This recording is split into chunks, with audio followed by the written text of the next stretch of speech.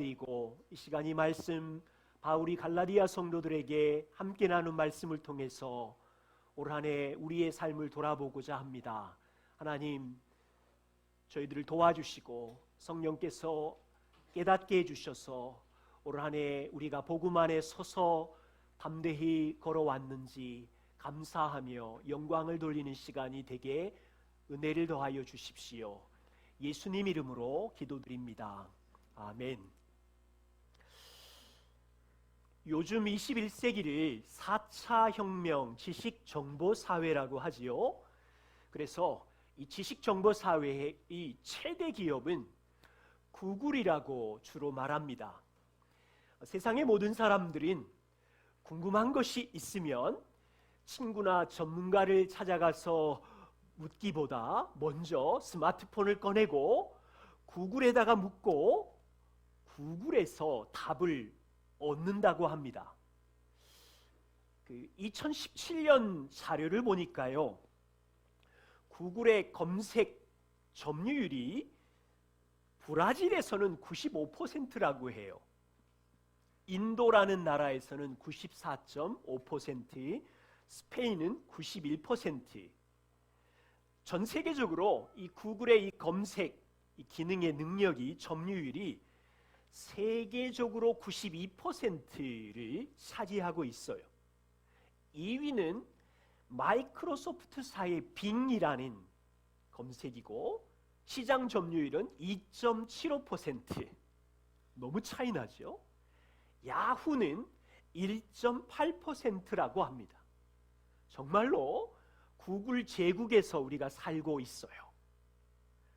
물론 몇 나라 예외가 있습니다. 자국 언어를 쓰고 있는 몇 나라, 중국의 검색 엔진 바이두랄지, 러시아의 얀덱스랄지, 한국에는 토종 검색 네이버랄지, 이런 몇 나라를 제외하면 전 세계 사람들은 구글이라고 하는 이 제국 아래에서 정보를 묻고 정보를 얻고 그렇게 지냅니다. 2019년 한 해 동안 참 수고하면서 달려오심에 감사드리고, 여러분들은 올 한 해 인생의 골짜기를 지나는 동안 풀리지 않는 문제들이 밀려올 때마다 어디에 묻고 어디에서 답을 얻으셨습니까? 혹시 급한 대로 그냥 구글에 묻고 네이버에다가 묻고 도움을 많이 받으셨지요? 저도 종종. 우리의 정체성은 그리스도인입니다. 우리는 세상 속에서는 구글 제국 네이버 아래에 영향을 받고 있지만 저와 우리는 하나님의 통치 아래 사는 자들이며, 그러기에 인생을 걸어가는 동안 인생의 질문들, 자녀, 직장, 죽음 이후의 삶, 우리 마음의 죄 등등의 모든 질문에 대해서는 성경 말씀에 묻고 답을 얻으며 걸어가야 되는 사람들이고, 그리스도의 복음의 은혜의 그늘 아래에서 인생의 답을 얻어야 하는 사람들이지요. 오늘 말씀은 바울이 갈라디아 교회에 보내는 편지의 결론 부분의 호소입니다. 바울의 이 호소의 내용을 살펴보면서 올 한 해 마무리하면서 세 가지 질문을 하고자 합니다. 첫 번째는, 여러분 삶의 올 한 해 복음의 진리로 싸우셨습니까? 두 번째, 올 한 해 동안 일상의 삶에서 십자가를 자랑하셨습니까? 세 번째, 올 한 해 동안 예수님을 사랑하는 흔적이 얼마나 있으십니까?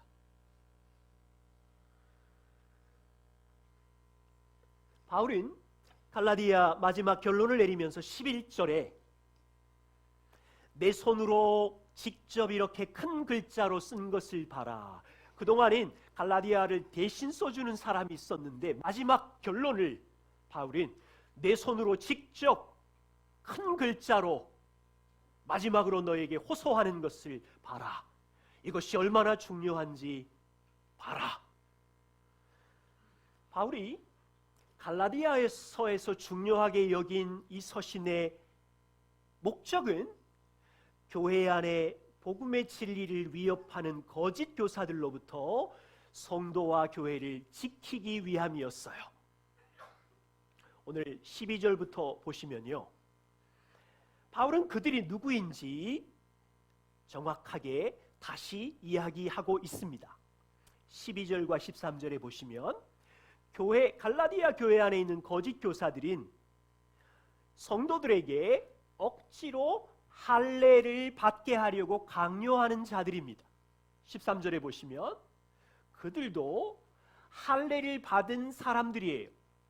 이들은 무슨 가르침을 전했냐면, 성도 여러분, 구원을 받기 위해서는 할례를 받아야 하고 율법을 지켜야 하며 하나님의 율법의 말씀에 순종해야 구원을 얻습니다라는 거짓 진리를 가르친 자들이었어요. 바울은 그들의 정체를 평가하기를 13절에 자기들은 스스로 율법을 지키지 않으면서 육체를 자랑하는 자들, 12절에 육체의 모양을 내려는 자들, 여러분 보이시나요? 자기들은 율법을 지키지 않으면서 자기가 행한 것을 자랑하려는 자들,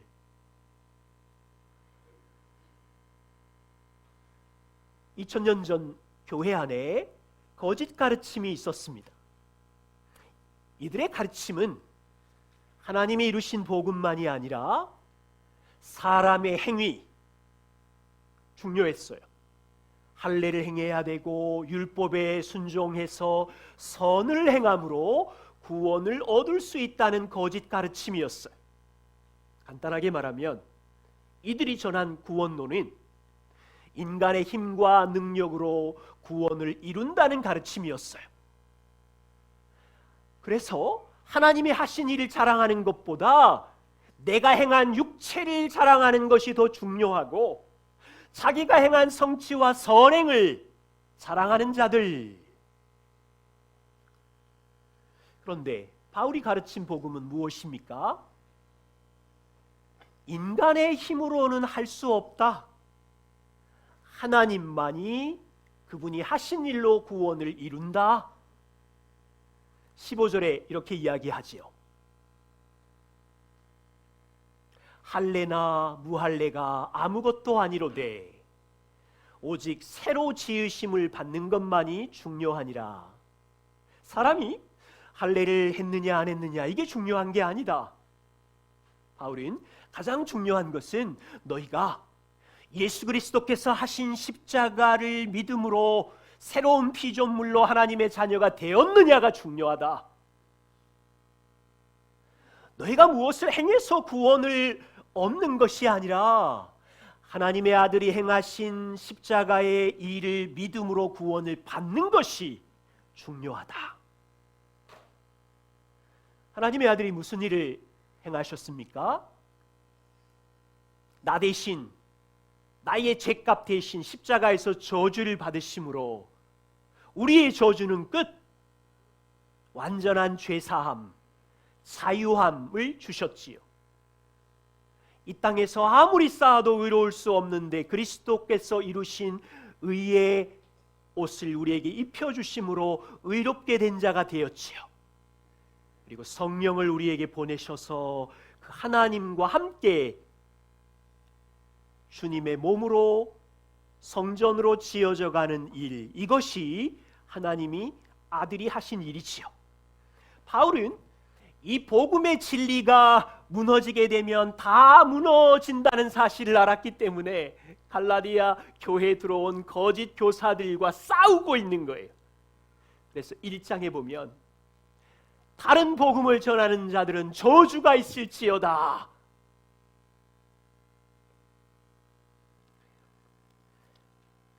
(1517년입니다)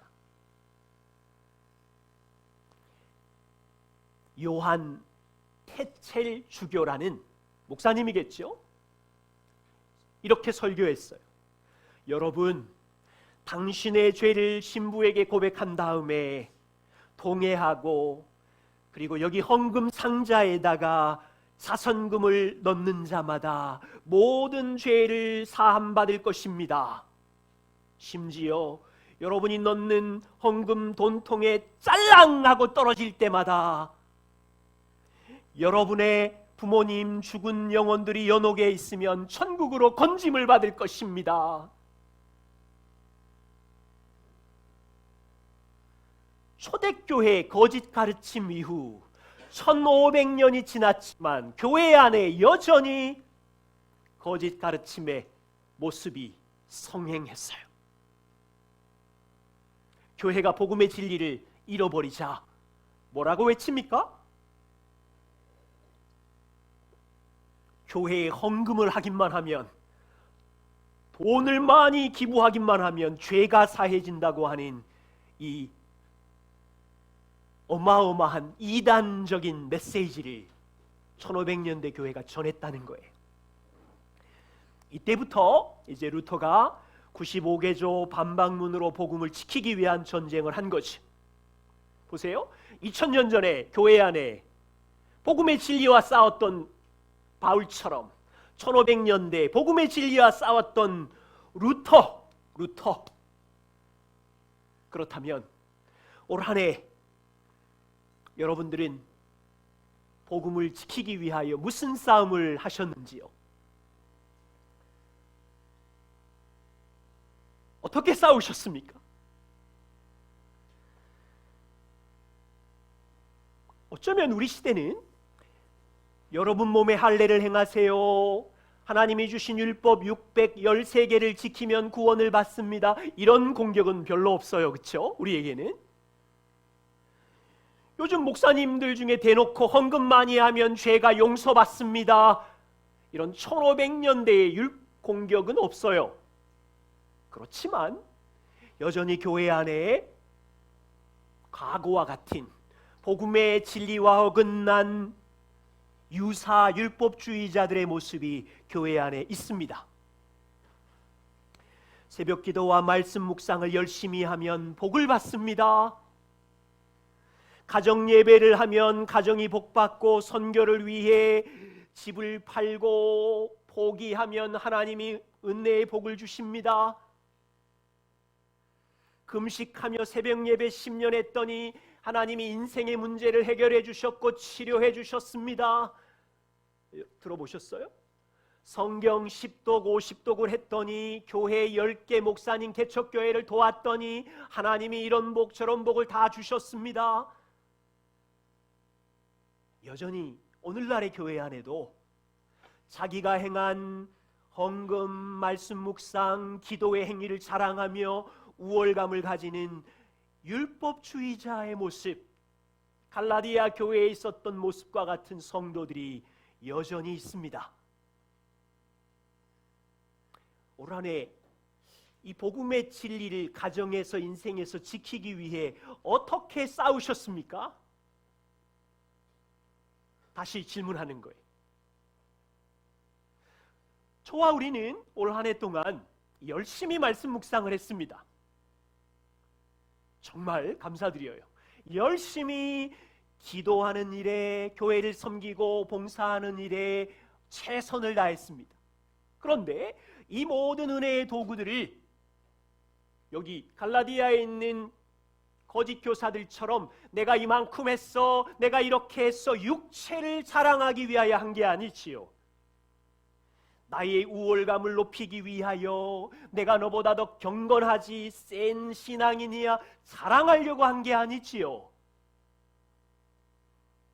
올 한 해 동안 말씀 묵상을 하고 구제와 헌금을 드린 것은 하나님이 우리에게 부어주신 구원의 은혜에 감사해서 하는 것이고 주님을 닮아가기 위해 한 것이지 나의 육체를 자랑하기 위함이나 누구랑 나랑 비교해서 우월감을 갖기 위하여 하는 것이었다면 거짓 가르침으로 올 한 해를 정리하고 있는 거예요.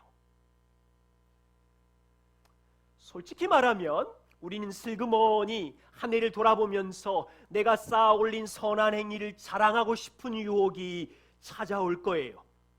우리는 이 육체를 자랑하는 유혹과 싸워야 되고요. 정말로 이런 도구들을 사용해서 우리의 믿음이 하나님을 알아감이 자랐으면 하나님께 영광을 돌리고 또 올 한 해 동안 부어주신 은혜를 감사하면서 이 한 해를 마무리할 수 있기를 부탁드립니다. 두 번째, 한 해를 돌아보십시오. 십자가를 자랑하는 삶을 어떻게 사셨습니까? 바울은 정말로 우스꽝스러운 말을 합니다. 14절에 내게는 우리 주 예수 그리스도의 십자가 외에 결코 자랑할 것이 없다. 여러분은 성경을 보다가 이게 십자가를 자랑한다는 말이 익숙해서 별로 거부 반응이 없으시지만 1세기 바울 시대 사람들에게 십자가를 자랑하는 일은 정말로 매력이 없고 불쾌한 일입니다. 혹시 여러분 중에 술 드시고 토해 놓은 음식물을 좋아할 사람이 있으세요? 혹시 여러분 중에 화장실 다녀오시고 남겨진 배설물을 보면서 우와, 내 거식이 대단해, 그런 사람 저는 한 번도 본 적이 없어요. 지금 1세기 사람들에게 십자가를 자랑한다는 말은 이거보다 더 심각한 말이에요. 십자가는 생각하기도 싫은 악랄하고 끔찍한 사형 형틀이었어요. 쳐다보기도 싫은 일이었어요. 이것을 잘 아는 당시 시대 사람들에게 바울은 나는 십자가 외에 자랑할 것이 아무것도 없다는 선언을 합니다. 여러분, 한 해를 돌아보세요. 얼마나 십자가를 자랑했습니까? 바울에게는 인간적으로 자랑할 것이 많았어요. 자기의 학벌도 박사학위도 충분히 땅의 것을 자랑할 조건이 많은 사람이었어요. 자기의 가문도 로마의 시민권도, 우리식으로 말하면 자기가 쌓은 복음을 위한 고난도 자랑할 수 있었고, 자신이 희생하여 개척한 교회들도 선교의 열매들도 자랑할 수 있었는데, 바울은 이 모든 희생과 봉사와 섬김을 배설물로 여기고 사회적으로 가장 비참한 십자가를 자랑한대요. 왜 바울은 십자가의 병적인 사람처럼 집착하고 있는 거죠? 왜 바울은 십자가만 붙잡고 있고 예수님만 자랑한다고 하는 거죠?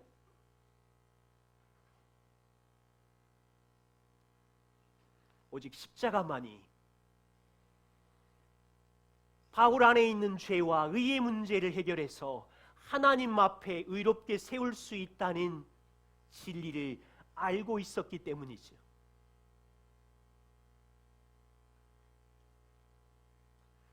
로마서 4장 5절 말씀을 보시면 왜 바울이 십자가만을 자랑하는지 이유가 있어요.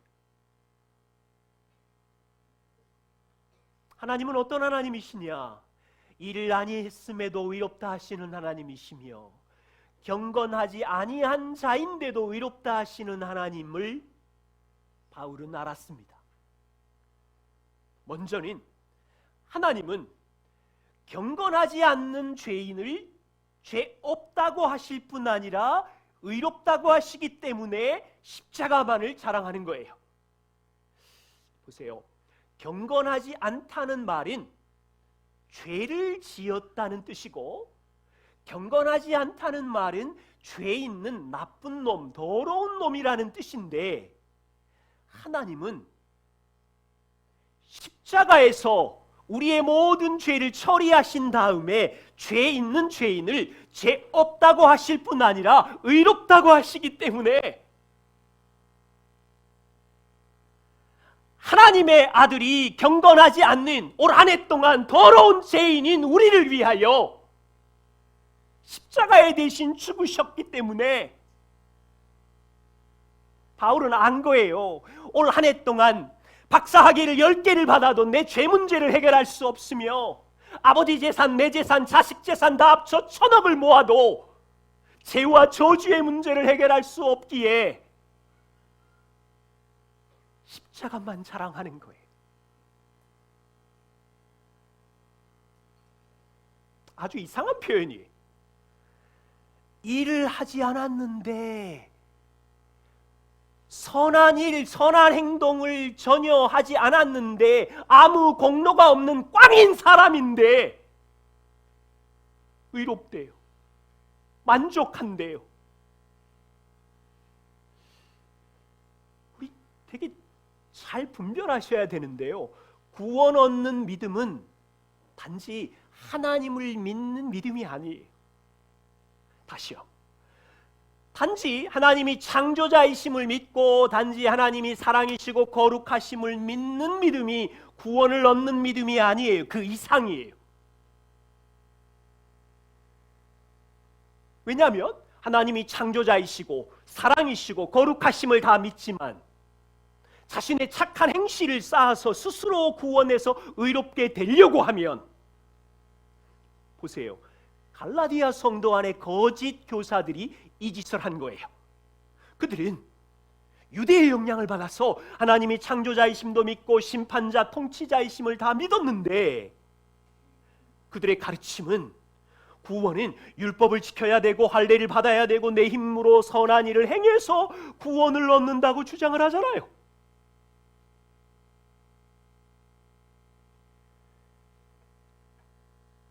그렇다면 일한 것이 하나도 없는데, 아무 공로도 없는데, 선한 행동을 한 것이 없는데 어떻게 하나님이 우리를 보고 만족해 하시며 의롭다고 할 수 있습니까? 바울은 이걸 한 거예요. 그리스도께서 이루신 의를 나의 의가 되게 하셨기 때문에, 만일 여기 김영선 형제님이 오일뱅크를 위해서 일하시는데 갑자기 통장을 보니까 1,000억이 들어왔네. 대박. 일한 게 없는데 1,000억이 들어왔어요. 형제님 계좌로 1,000억이 이체되었으면 이게 얼마나 놀라운 일이냐고요. 우리는 선한 일을 한 적이 없는데, 더러운 죄인일 뿐인데 우리의 인생의 계좌에 하나님을 충분히 만족시킬 수 있는 그리스도의 완전한 의가 이체가 되었다는 놀라운 일 때문에 바울은 십자가만을 자랑하는 거예요. 예수님만을 자랑하는 거예요. 모든 사람들은 하나님 앞에 서겠지요. 여러분 천국 안으로 들어가고 싶으셔서, 자, 그 길로 들어갔을 때 간음 현장에서 잡힌 여인도 하나님 앞에 천국 들어가기 전에 섰을 것이고, 하나님의 눈으로 보면 경건하지 않는 죄인, 그 십자가의 문 앞에 십자가의 강도도 섰겠지요. 하나님의 판결로 보면 십자가의 강도도 의롭지 않는, 경건하지 않는 죄인. 자, 바울도 인생의 선교의 열매, 교회 개척의 열매, 올밖에 산 열매로 천국 문 앞에 하나님 앞에 섰어요. 자기가 쌓은 의로운 행동으로 하나님의 용납을 받고 만족을 얻어서 들어갈 수 있을까요? 안 된대요.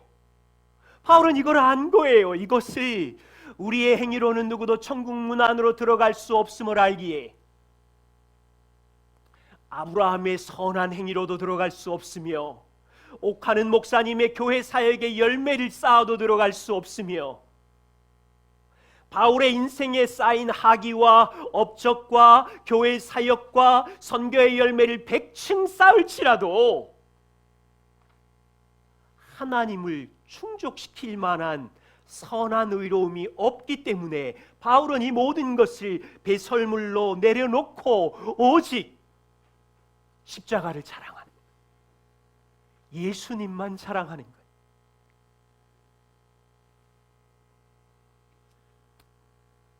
(2019년) 이제 한 3일 남았습니다. 올 한 해를 마무리하면서 무엇을 자랑하고 싶으십니까?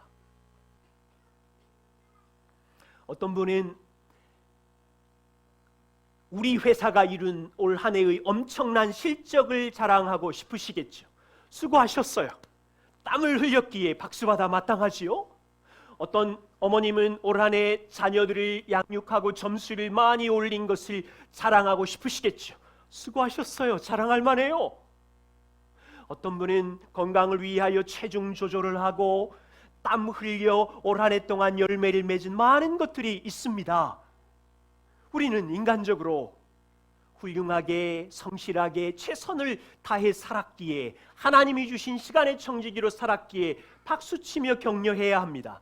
그러나 기억할 것이 있어요.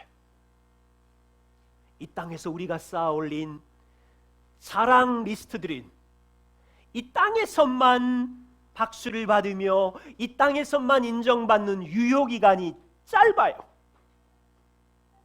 어떤 건 한 달, 어떤 건 한 20, 30년, 길면 한 3, 40년. 하나님 앞에 가면 죄송하게도 이와 같은 세상의 자랑 리스트들은 휴지 조각에 불과할 수 있어요. 그렇게 자랑했던 자녀의 성공이 영원한 나라에 들어가는데 아무 문제 휴지 조각 같을 수 있고요. 평생 공들여 쌓아 올린 100억의 재산, 이건 갖고 가지도 못해요. 내가 쌓아 올린 회사 엄청난 빌딩 휴지 조각에 불과할 수 있어요. 온 힘을 다하여 쌓아 올린 세상에 그 어떤 좋은 것으로도 하나님 앞에 섰을 때 나의 죄의 문제를 해결할 수 없으며 누구도 의롭다 인정받을 수 없다는 사실을 아는 거예요. 한 해를 돌아보면서 홀로 계실 때 십자가를 자랑하는 일에서 잘하셨습니까? 작년보다 올해도 내 마음에 수치심과 죄책감이 밀려올 때, 과거에는 막 일주일씩 수치심을 묵상하고 바닥을 쳤는데 올 한 해를 보내는 동안 몇 시간 만에 아니면 하루 만에 그 수치심에서 내가 당해야 되는 저주를 예수님이 십자가에서 처리하셨구나 기억하고 몇 시간 만에 수치심에서 일어나셨다면 십자가를 자랑하신 거예요. 우리는 말의 실수도 많고 잘못으로 인하여 가족에게, 배우자에게 상처를 주고 이웃의 비난과 나쁜 평판을 들을 수 있습니다. 자, 다른 사람으로부터 모진 험담을 들었을 때 작년에는 걷잡을 수 없이 불쾌하고 대판 싸우고 싶고 몇 달을 숨어 지냈는데 올해 모멸감과 고통이 밀려올 때도 나의 정체성은 사람들의 평판이 아니라 주님이 오늘도 내게 의로운 옷을 입혀주신 하나님의 의롭게 된 자녀라는 이것 때문에 과거와 같지 않고 담대하게 며칠 만에, 하루 만에 일어나셨다면 여러분들은 예수 그리스도의 십자가를 자랑하며 올 한 해를 성장하면서 오셨던 거예요. 갑자기 올해 자녀들이 아프고 재정이 막히고 숨쉬기도 힘들었는데 과거에는 이런 일이 닥치면 뭐 그냥 약도 소용이 없어요. 정말 완전히 숨어 지내고 누구에게도 말도 못하고 그랬었는데 이제는 보좌에 계신 예수 그리스도를 기억함으로 그분이 나를 위하여 기도하시는구나, 그분이 내 인생을 통치하시는구나 라는 이 믿음을 붙들고 이해되지 않는 골짜기를 지나는 동안 예수님을 의지하면서 올 한 해 걸어오셨으면 예수님 자랑하신 거예요. 이게 놀라운 열매예요.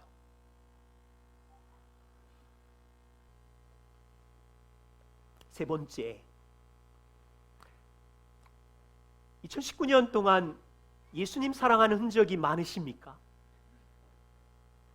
17절의 바울은 갈라디아 성도들에게 이렇게 이야기합니다. 나를 괴롭게 하지 말아라. 내 몸에 예수의 흔적을 가졌노라. 누구도 바울의 그 벗은 몸을 본 사람이 없어서 얼마나 몸에 흔적이 있는지는 알지 못하지만 분명히 바울의 몸을 벗겨보면 상처투성이일 겁니다. 루스드라 전도를 하다가 돌에 맞은 상처가 등에 배에 있을 거예요. 빌라디아 동네에서 예수님이 왕입니다 증거하다가 감옥에 갇혀서 채찍에 맞고 쇠사슬에 매일었던 몸의 흔적이 있을 거예요. 서신서를 보면 유대인들에게 매를 5번 맞았으며 태장으로 3번 맞은 상처가 바울의 몸 곳곳에 있을 거예요. 그거는 몸에 난 상처고요. 고린도 교회 서신서를 읽어보세요. 교회 안에 분열과 유혹과 다툼으로 인하여 바울의 마음이 얼마나 찢어지며 그 마음에 상처와 흔적이 있었겠어요. 갈라디아 교회 거짓 진리들이 들어와서 예수님이 핏값 주고 산 성도들을 막 빼앗아가고 이상한 구원론으로 인도할 때 바울의 마음의 상처와 흔적은 얼마나 컸겠어요. 다메섹에서 예수님을 만난 이후로부터 바울은 30년 동안 예수님을 사랑한 흔적을 몸에 마음에 가지고 있었어요. 여기 부모님이시죠. 올 한 해를 살아가는 동안 여러분 마음에 자녀를 사랑한 흔적들이 있으시죠? 하루 종일 자녀들과 생활하다 보면 자녀들이 무심코 던지는 말, 걔네들은 무심코 던진 말인데 엄마의 마음에는 상처로 남아서 일주일 몇 달을 가요. 엄마도 아니야! 밀어버리면 속상해서. 그런데 그 순간 예수님이 나를 위하여 비난을 받고 수모를 당한 사랑을 기억함으로 자녀들을 참고 인내한 흔적이라면 예수님을 사랑한 흔적이에요. 혹시 직장에서 의도적으로 믿지 않는 동료들을 오랫동안 소리 없이 기쁘게 섬겼어요. 예수님 소개하려고. 그런데 돌아오는 것은 비웃음에 대한 손가락질이며 그랬을 때 여러분 마음에 얼마나 깊은 고통의 흔적이 있습니까? 하나님이 보실 때는 예수님을 사랑하는 흔적입니다. 어떤 분들은 올해가 시작하면서 내가 하나님께 받은 사랑이 크니 부모님에게 더 잘해야지, 가족들, 형제들 더 잘 챙기고 더 잘 베풀고 용돈도 더 많이 드리고 더 많이 섬겨야지라고 결심하고 한 해를 돌아오면서 이제 어느 정도 됐구나, 딱 한 번 복음을 전했는데 돌아온 건 비난이며 너는 왜 그렇게 유별나게 예수 믿니? 좀 적당히 믿어라. 멸시가 돌아왔을 때 여러분 마음에 깊은 흔적이 있으시죠? 예수님이 보실 때 바울이 고백한 것처럼 마음에 예수님 사랑한 흔적인 거예요. 보좌에 계신 예수님을 보십시오. 여러분 기도할 때 묵상하지 않으세요? 때를 따라 돕는 은혜를 얻기 위하여 보좌에 계신 우리를 위하여 기도하신 그분을 묵상하면 그분의 손과 발에 우리를 사랑하는 흔적이 있어요. 그분의 머리에 가시 면류관에 우리를 사랑하는 흔적이 있어요. 오늘 아침에요, 안내를 서던 중인데 우리 7살 서진이가 올라오면서 목사님 이거요 예수님 하나님한테 좀 전해주세요. 봉투에다가 편지를 썼어요. 어젯밤에 썼대요. 앞뒤로 꽉 썼어요. 첫 번째, 하나님께, 하나님, 예수님 보내신 하나님 사랑해요. 예수님을 우리 대신 죽게 하시고 우리를 사랑해 주셔서 감사합니다. 뒷장, 이번에는 예수님께, 성령님께는 없네요. 예수님께, 예수님 우리 대신 죽으신 예수님 정말 사랑해요. 우리 가족을 행복하게 해주셔서 감사해요. 우리 가족을 지켜주셔서 감사해요. 서진이가 표현할 수 있는 최대의 흔적이, 7살짜리가 표현할 수 있는 최대의 흔적. 여러분 집에 돌아가셔서 인터넷 켜고 방문 기록 보세요. 일주일 몇 달 동안 어디에 들어갔는지 흔적이 다 남아 있어요. 이것은 서진이가 하나님을 사랑하는 흔적이에요.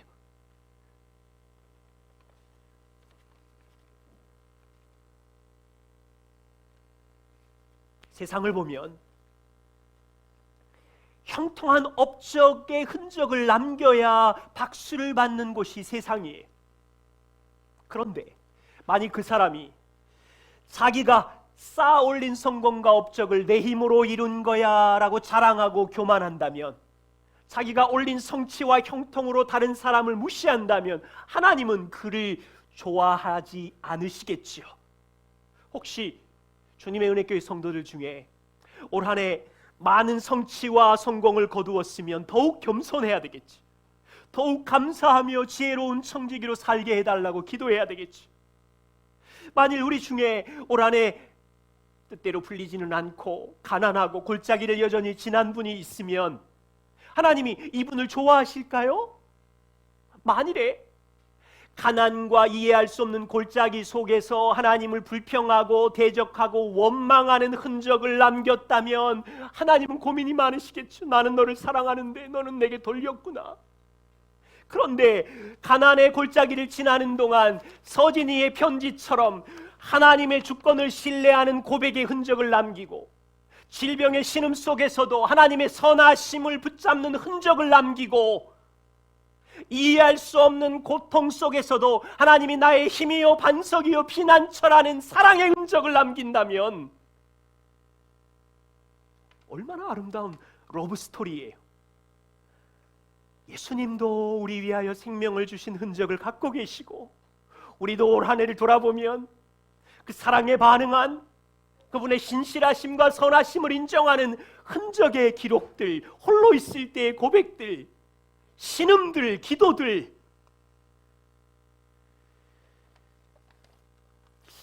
돌아보면 형통한 날이냐 공고한 날이냐 이게 문제가 아닌 것 같아요.